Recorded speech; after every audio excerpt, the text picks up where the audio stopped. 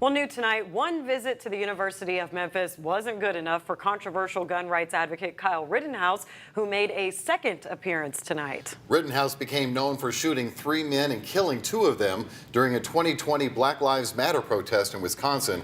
He was found not guilty and has been speaking around the country ever since. ABC 24's Lauren Turman is live on the U of M campus now. So, Lauren, what was the reaction tonight?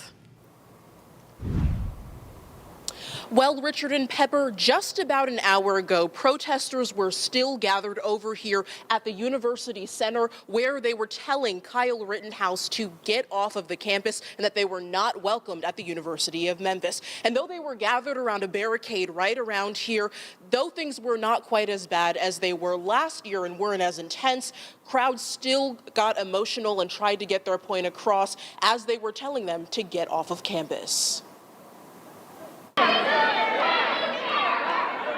Students at the University of Memphis once again gathering to see a similar face, welcoming Kyle Rittenhouse to the campus.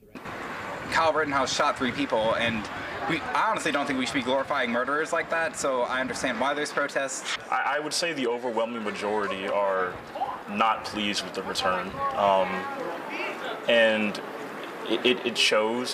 There's a lot of talk on social media and a lot of tips that we get. The event, sponsored by conservative group Turning Point USA, sold out the auditorium with more than 300 tickets for university students, chapter members, and volunteers, where Rittenhouse shared his account of what happened on the day of the Kenosha shooting, but not without some opposition. You had to anticipate having to violently defend yourself. You would never have gone, but you brought a gun, which is specifically anticipating having to violently defend yourself. I carry a gun every single day. Does that mean I'm anticipating on having to shoot somebody? Even with the tickets selling out, only about 35 people were actually in the room. And though the chaos of last year's protest did not repeat, the students say their voices were well represented. I believe that, Memphis does a good job of taking care of its own, and that these protesters are here standing up for their rights, and they deserve the right to do that.